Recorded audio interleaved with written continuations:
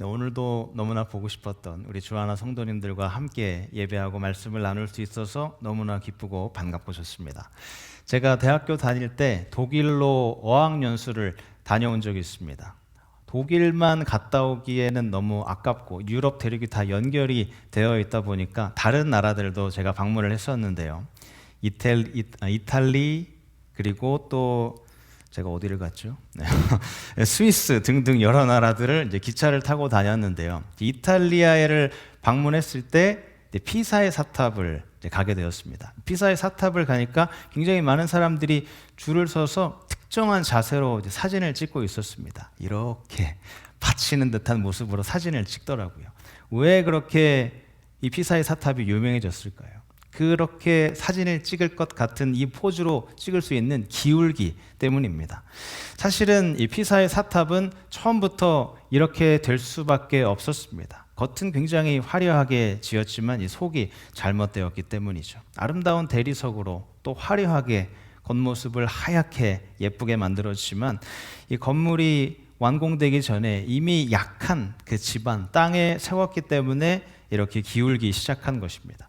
자, 이런 결과는 외형이 아무리 아름답게 꾸며져도 이 내면, 속이, 기초가 제대로 되어 있지 않으면 결국 버티지 못한다는 사실을 보여주는 것입니다. 우리의 인생도 마찬가지입니다. 겉모습이 아무리 화려해도 우리 속마음이 제대로 세워 있지 않다면 결국 무너질 수밖에 없는 것입니다. 하나님께서 바라보는 것은 우리의 겉모습이 아니라 속마음입니다. 이 피사의 사탑과 같은 그런 모습을 가진 사람이 바로 바리새인이었습니다. 겉으로는 아주 훌륭해 보이는 사람이었지만 이 바리새인에 대해서 예수님께서 이렇게 말씀하셨습니다. 너희 속은 죽고 썩어가는 영적 시체다. 자, 그 말에서 알 수 있듯이 예수님께서 중요하게 보시는 것은 겉모습이 아니라 속마음이라는 뜻이죠. 자, 우리가 계속해서 시리즈로 살펴보고 있는 이 산상수훈은 예수님의 공생의 기간 중에 첫 설교라고 할 수 있습니다. 이 첫 설교에서 말씀하시는 것은 우리가 하늘나라의 백성으로서 이 땅에서 어떻게 살아가야 하는지를 가르쳐 주는 것입니다. 그 전에 이 사람들이 알고 있었던 이 세상적인 규범, 단지 내가 더 나은 사람, 도덕적으로 훌륭한 사람이 되는 것, 이런 수준이 아니라 알고 있었던 것을 완전히 뒤엎는 새로운 그런 규범을 알려주는 것입니다. 자, 지금 시대에도 우리가 많은 사람들이 복을 받고 싶어 하죠. 그런데 예수님 시대에도 마찬가지였습니다. 그렇게 복을 받고 싶어하는 사람들에게 하나님 나라의 백성으로서 받을 복은 이 세상에서 배부르게 먹고 따스한 것을 먹고 누리며 마시는 것이 그것이 복이 아니다. 완전히 새로운 복의 기준을 제시하시는데요. 복 있는 사람의 기준이 뭐라고 하시죠? 바로 소금과 빛입니다. 이 소금과 빛, 그러면서 소금과 빛으로 살 수 있는 구체적인 방법에 대해서 알려주십니다. 오늘 본문에서 이제 본문으로부터 시작해서 우리의 삶에서 겪는 것들, 살인, 간음, 결혼, 또 분노, 맹세, 보복, 원수 갚는 것, 이런 것들에 대해서 당시 세상이 알고 있는 기준과는 전혀 다른 것들을 가르쳐 주십니다. 예수님께서 비판하셨던 이 바리새인은 겉으로만 착한 척하는 아주 위선적인 사람들이었습니다. 예수님께서 이 바리새인들을 보시면서 하셨던 말씀 중에 하나가 바로 마태복음 23장 23절입니다. 화 있을진저 외식하는 서기관들과 바리새인들이여 너희가 박하와 회양과 근처의 11조는 드리되 라고 말씀하셨는데, 이 사람들은 아주 꼼꼼하게 11조를 했습니다. 이렇게 말하면서 말이죠. 자, 내가 이 식물을 얻었는데 이 식물은 하나님의 것이다. 자, 그러니까 우리가 잎을 세워야지. 하나, 둘, 셋, 넷, 다섯, 여섯, 일곱, 여덟, 아홉. 이 10번째는 하나님의 것이니까 이 이파리를 하나님께 바쳐야겠다. 이렇게 철저하게 11조를 했습니다. 사실 이렇게 철저하게 11조를 하는 것은 좋은 것이죠. 이 11조는 우리가 반드시 해야 하는 것입니다. 왜냐하면 하나님의 것이기 때문이죠.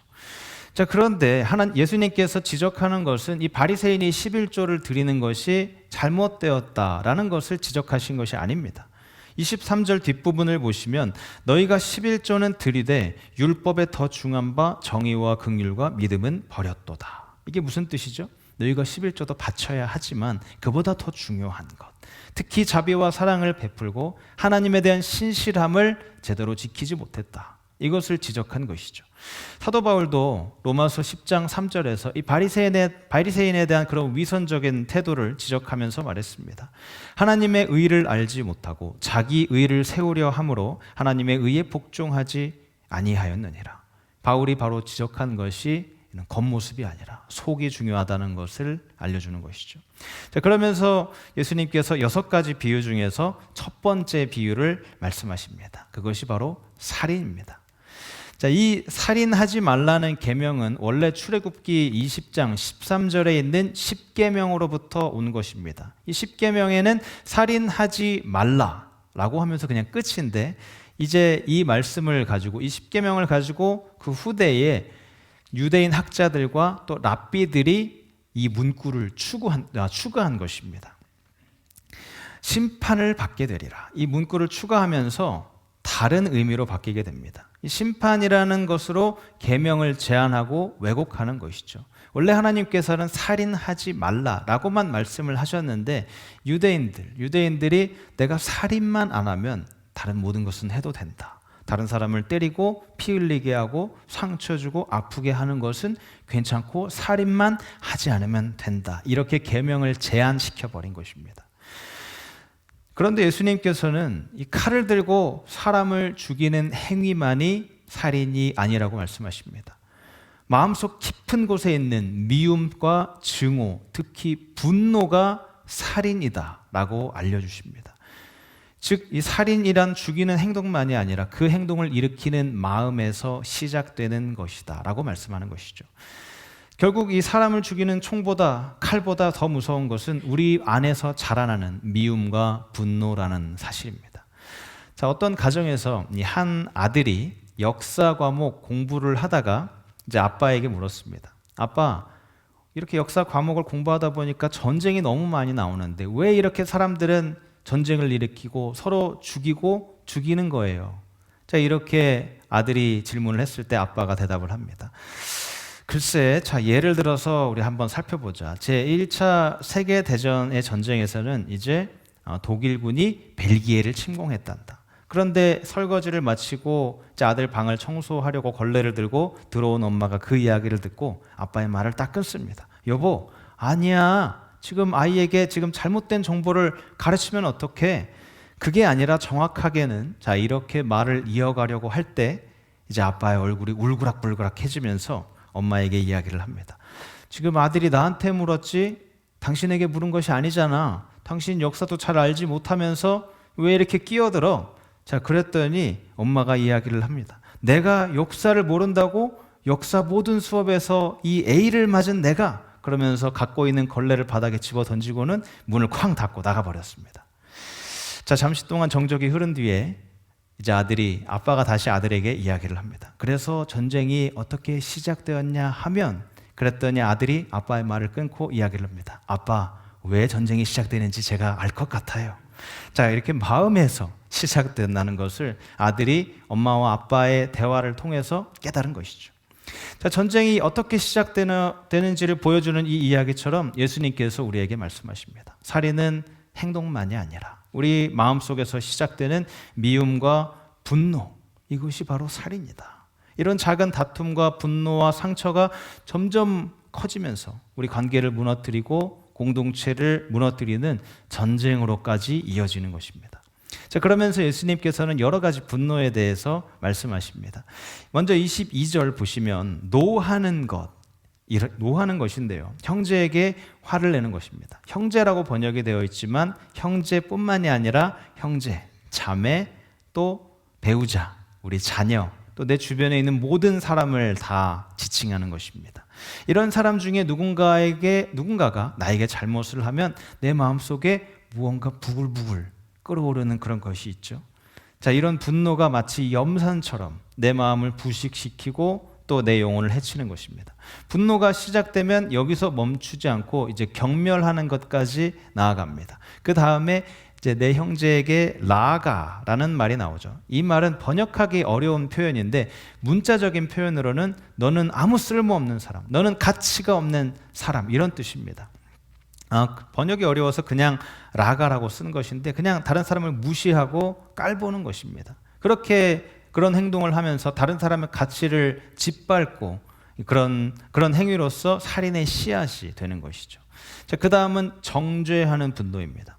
예수님께서는 22절에 형제에 대하여 미련한 놈이라 하는 자는 지옥불에 들어간다, 이렇게 말씀하셨는데요. 미련한 자라는 것은 단순히 우리가 아이고 이 미련한 사람, 이런 의미가 아닙니다. 너 참 어리석다, 이런 수준이 아니라 상대방을 완전히 타락한 사람, 하나님과의 관계가 끊어져 버린, 지옥에 갈 수밖에 없는 사람, 이렇게 이야기를 하는 것입니다. 영어로도 그런 욕이 있죠. 아주 입에 담지 못할 그런 심한 욕입니다. 이런 단순한 욕설이 아니라 이 하나님만이 하실 수 있는 심판, 하나님과의 관계가 끊어져서 지옥에 갈 수밖에 없는 이런 하나님의 심판을 사람이 하는 것입니다. 사도 요한이 예수님의 이런 가르침을 듣고 자신이 성경을 기록하면서 더 담대하게 선포를 했습니다. 요한일서 3장 15절에 그 말씀이 기록이 되어 있는데 우리 이 말씀을 한 목소리로 읽겠습니다. 시작. 그 형제를 미워하는 자마다 살인하는 자니 살인하는 자마다 영생이 그 속에 거하지 아니하는 것을 너희가 아는 바라. 사람을 함부로 미워하고 정죄하는 태도가 바로 살인하는 것이다, 이렇게 말하고 있습니다. 혹시 태어나서 다른 사람을 한 번도 미워한 적이 없다라고 하는 분이 여기 계십니까? 네, 그런 분은 아무도 없죠. 예수님을 제외하고는 아무도 없습니다. 그런데 내가 미워할 때 그 사람을 살인한다고 생각한 적이 있으십니까? 이것을 사도 요한이 우리에게 묻고 있는 것입니다. 미워하는 것, 그것이 살인하는 것이고 영생, 즉 미워하는 사람 속에 하나님 나라가 없다는 말입니다. 내가 다른 사람을 미워하거나 분노가 있으면 내 안에 하나님 나라가 없다고 이야기를 합니다. 자, 그렇다면 이렇게 질문하실 수도 있습니다. 모든 분노, 화내는 것이 다 잘못된 것인가? 그렇지는 않죠. 모든 분노가 다 잘못되지는 않습니다. 하나님께서도 이스라엘 백성에게 그 거룩한 분노를 구약 성경에서 여러 군데 표현을 하셨고 또 예수님께서도 성전에서 물건을 파는 사람들에게 화를 내셨습니다. 분노하셨죠.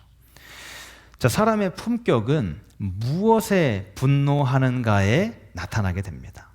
제가 예전에 골프장을 간 적이 있는데 골프장 앞팀에 골프를 치고 있는데 앞팀에서 이제 그린에서 퍼팅을 하길래 뒤에서 기다리고 있었습니다. 그런데 어떤 한 사람이 퍼팅이 끝나자마자 갑자기 입에 담을 수 없는 욕을 하더니 자기 퍼터를 무릎으로 찍어서 부러뜨렸습니다. 굉장히 비싼 퍼터 같아 보였는데 차라리 나를 주지라는 그런 속마음이 있었는데요. 아마 내기 골프 중이었던 것 같습니다. 자, 이런 분노는 올바른 분노가 아니죠. 예수님께서도 분노하셨지만 오늘 본문에서 말씀하시는 분노는 마귀가 우리 마음을 조종하도록 만드는 분노입니다. 에베소서 4장을 보시면 이 분노에 관한 아주 중요한 교훈을 볼 수 있습니다. 26절부터 31절까지인데요. 먼저 26절을 보시면 분을 내어도 죄를 짓지 말며 해가 지도록 분을 품지 말고. 자, 여기 굉장히 중요한 명령이 두 가지가 있습니다. 분을 내어도 죄를 짓지 말고, 첫 번째 명령이고 두 번째 명령은 분노가 생겼을 때 밤새 품지 말라는 것입니다. 다시 말해서 어떤 이유 때문에 그런 이유 그것을 막론하고 내가 화가 났을 때 그 상태로 잠을 자면 안 된다는 말입니다. 부부 사이에서도 마찬가지입니다. 내가 화난 채로 남편과 아내가 서로 반대쪽을 바라보면서 그렇게 잠에 들면 안 된다는 말이죠. 왜냐하면 그렇게 분을 품고 잠에 들면 이것이 곧 마귀에게 틈을 내어주는 것이 되기 때문입니다. 어떤 사람은 나를 괴롭히고 내 마음을 상하게 한 사람, 그 사람은 평생 안 보고 산다, 이런 것을 굉장히 자랑스럽게 이야기하는 사람이 있습니다. 그런데 그것은 사실 자랑이 아니죠. 그것을 절대 예수님께서 하지 말라고 지적하는 것입니다. 해가 지도록 그 분을 품지 말라. 자, 28절을 보시면 도둑질하는 자는 다시 도둑질하지 말고 선한 일을 하라. 29절을 같이 읽겠습니다. 29절 시작. 무릇 더러운 말은 너희 입 밖에도 내지 말고 오직 덕을 세우는데 소용되는 대로 선한 말을 하여 듣는 자들에게 은혜를 끼치게 하라. 하늘나라의 백성이라면 단지 도둑질하지 않는 것뿐만이 아니라 욕설도 하지 말아야 합니다. 그 대신 은혜가 있는 그런 선한 말을 해야 합니다. 왜냐하면 그런 나쁜 말과 행동이 30절 말씀처럼 성령을 근심하는 행동이 되기 때문입니다. 자, 이제 아주 중요한 것이 나오는데요. 에베소서에서는 이 분노가 어떻게 점점 악으로 변해가는지를 보여줍니다. 31절 그 표현을 보시면 살인이 단순히 칼을 들었을 때만 일어나는 것이 아니다. 이것을 예수님께서 적나라하게 보여주십니다. 자, 먼저 31절 처음 나오는 단어가 바로 악독입니다. 그 영어로는 bitterness, 즉 씁쓸함이죠. 누군가에게 상처를 받거나 무시당했을 때 혹시 마음이 씁쓸함 이런 것을 경험해 본 적이 있으시죠? 그것을 말하는 것입니다. 이 단계에서는 아직 분노까지는 일어나지 않고 씁쓸함을 느끼면서 불편한 상태를 말하는 것입니다. 그 다음 단어가 이제 노함인데요. 노함은 헬라 원어를 번역하면 무언가 타오르다라는 그런 뜻을 가지고 있습니다. 노함의 단계에 오면 이제 서서히 타오르는 단계에 들어가게 됩니다. 처음엔 작지만 점점 타오르는 것이죠. 자, 그 다음은 분냄입니다. 이 노함의 단계에 있는 잔잔한 열기에 산소와 같은 어떤 계기가 추가되었을 때 갑자기 큰 불이 됩니다. 폭발하는 이런 것들 여러분 본 적 있으시죠? 그런 것이 바로 분냄, 즉 분노입니다. 어떤 사람이 갑자기 폭발하듯이 화를 내는 것, 순간적으로 큰 소리를 내거나 문을 쾅 닫거나 퍼터를 부러뜨리거나 또 무언가를 걷어차는 것. 자, 왜 이런 행동을 하는 것일까요? 그 마음속에 이미 악독과 노함이 있었기 때문입니다. 자, 그 다음 단어는 이제 떠드는 것인데요. 바로 목소리를 높이는 것입니다. 이 상대방을 향해서 이제 공격적인 그런 말이 나가기 시작하는 것입니다. 나도 모르게 점점 목소리가 커지고 결국 소리를 지르게 되는 것이죠. 자, 그 다음 단어가 비방입니다. 이제 이 상태에 들어오면 내가 해서는 안 될 말을 하기 시작합니다. 다른 사람에게 야, 너가 그냥 죽어버렸으면 좋겠다.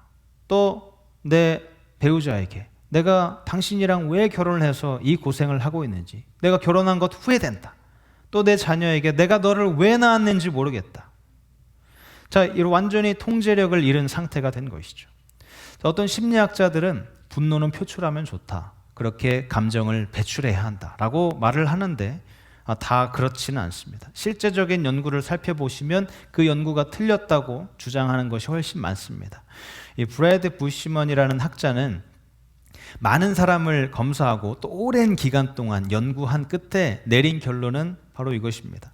분노를 발산하면 오히려 분노와 공격성이 유지되거나 더 커질 수 있다고 이야기를 합니다. 그렇게 결론을 내렸습니다. 자, 실제로도 내가 분노를 계속 표출하면 그 감정이 혼자서 내 안에 연습이 되고 또 습관으로 자리 잡을 위험이 굉장히 큽니다.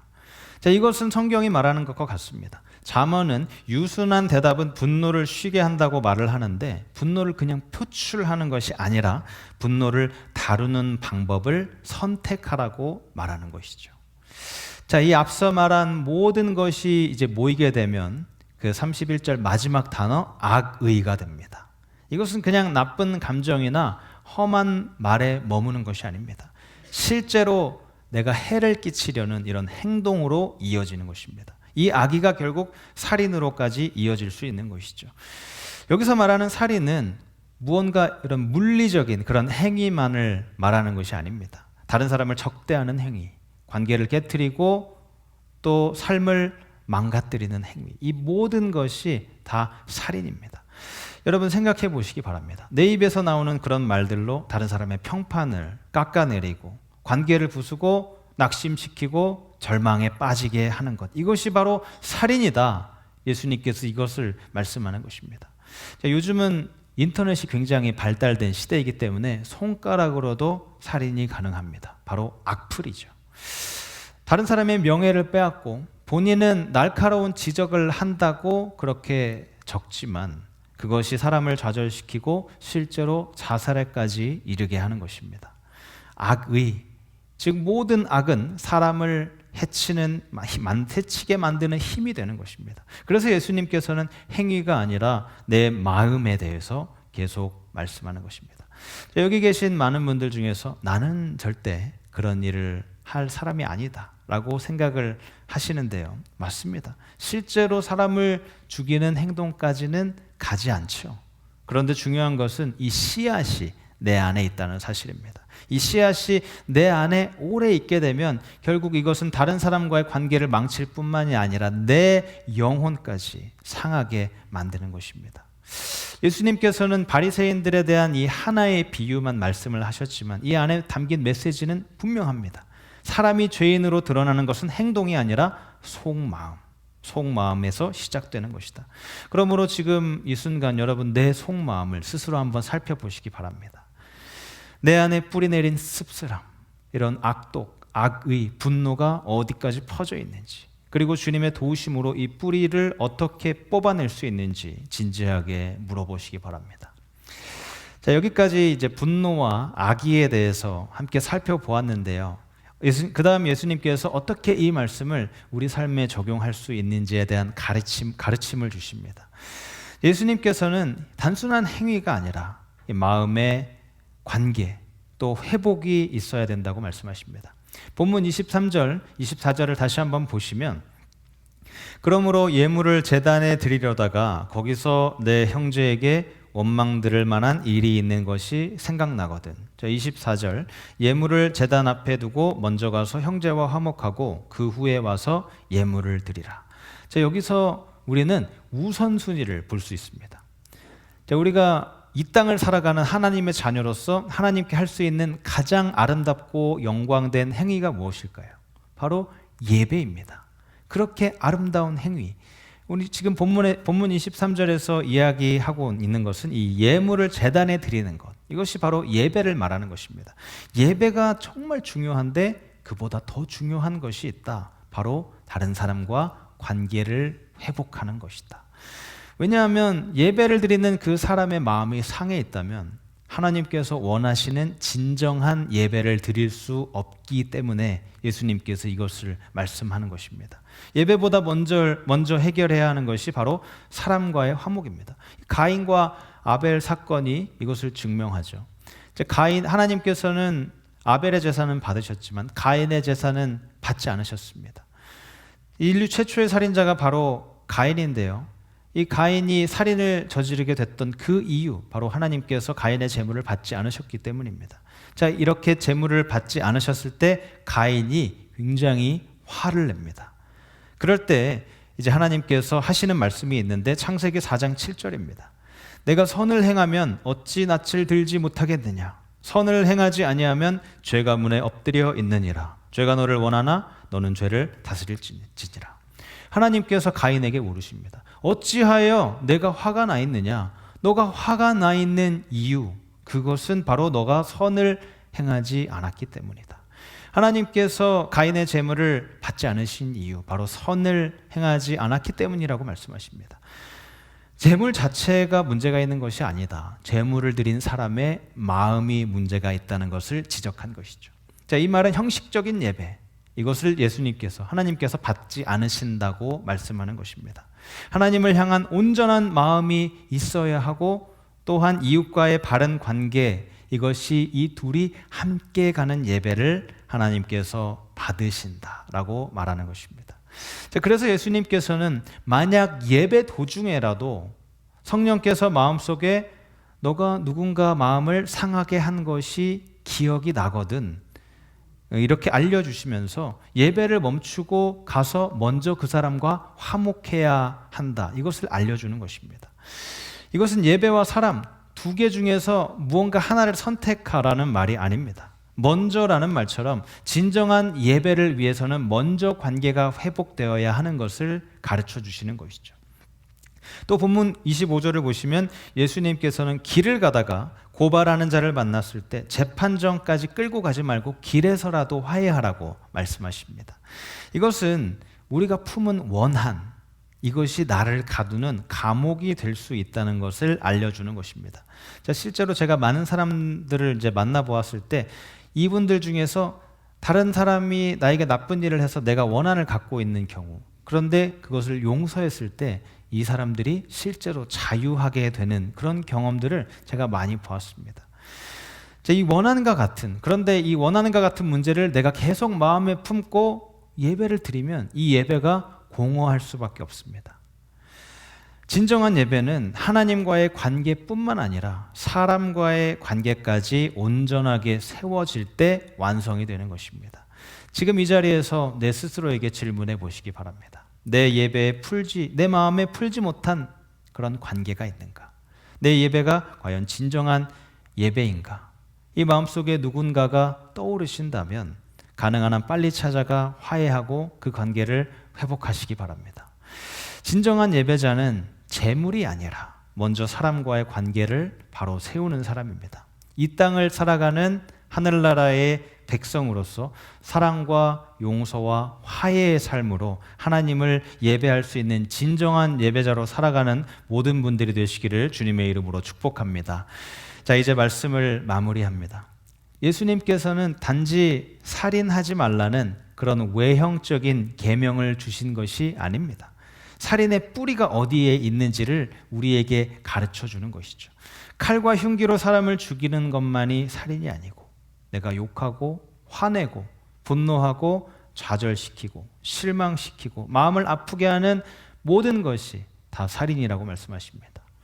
형제, 자매, 내 남편, 내 아내, 내 아들, 내 딸, 내 친구, 내 교우들, 이런 사람들을 향한 분노가 다 살인이다.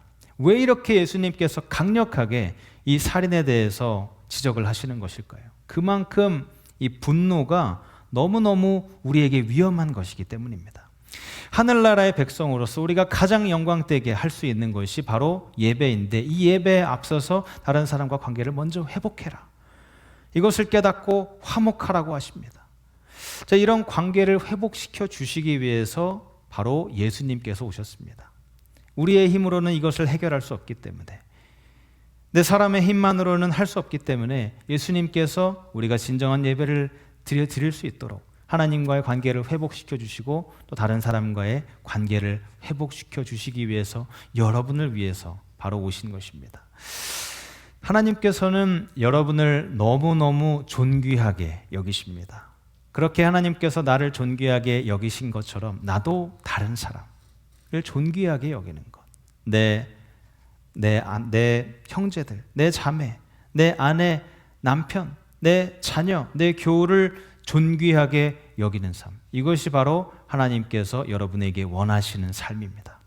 사랑하는 여러분, 오늘 이 시간 우리 각자의 마음을 살피면서 누군가를 깎아내린 말, 분노, 원한이 있다면 우리가 주님 앞에 다시 한번 또 내려놓으시기 바랍니다. 그리고 가능한 한 빨리 그 사람을 찾아가 미안하다고 고백하시고 관계를 회복하시기 바랍니다. 그 작은 화해가 여러분의 가정을 살리고 여러분의 공동체를 살리고 또 여러분의 직장을 살리고 여러분의 교회를 살리고 또 우리의 영혼을 자유하게 하는 것입니다.